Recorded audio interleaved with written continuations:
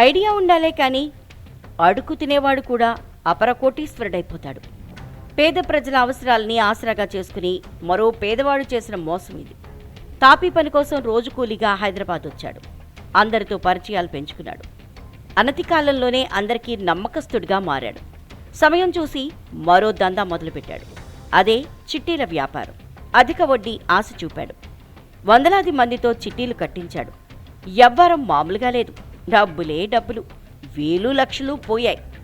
ఇక కోట్లే కోట్లు, డబ్బే డబ్బు అంటూ అతని తీరు సాగింది.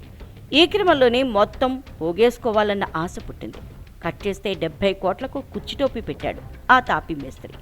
దీంతో బాధితులు లబోదిబోమంటూ పోలీసుల వద్దకు పరుగులు తీశారు. ఈ ఘటన హైదరాబాద్ ఎస్ఆర్ నగర్లో చోటు చేసుకుంది.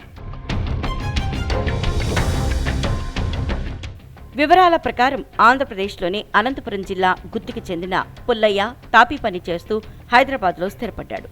2 దశాబ్దాలుగా ఎస్ఆర్ నగర్లో నివాసముంటున్నాడు. భవన నిర్మాణ మేస్త్రిగా పనిచేస్తున్నాడు.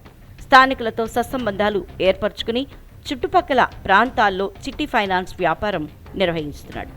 ఈ క్రమంలో అధిక వడ్డీ పేరుతో దాదాపు 300కు పైగా ఖాతాదారులను జమ చేశాడు. వారి నుంచి దాదాపు 70 కోట్లను వసూలు చేశాడు. ఆ తర్వాత అక్కడి నుంచి పారిపోయాడు. పుల్లయ్య బాధితులు అమీర్పేట, ఎస్ఆర్ నగర్, బల్కంపేట ప్రాంతాలకే పరిమితం కాలేదని, అతని స్వస్థలమైన అనంతపురం జిల్లాలోని గుత్తి, కర్నూలులో కూడా ఉన్నట్లు పేర్కొన్నారు.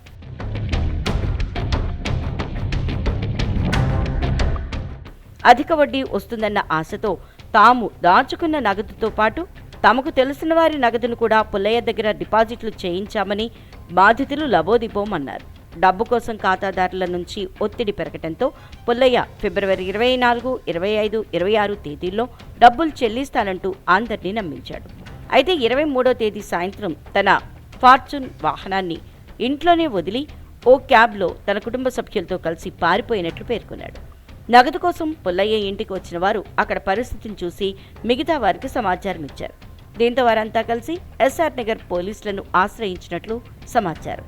ఈ ఘటన స్థానికంగా సంచలనంగా మారింది.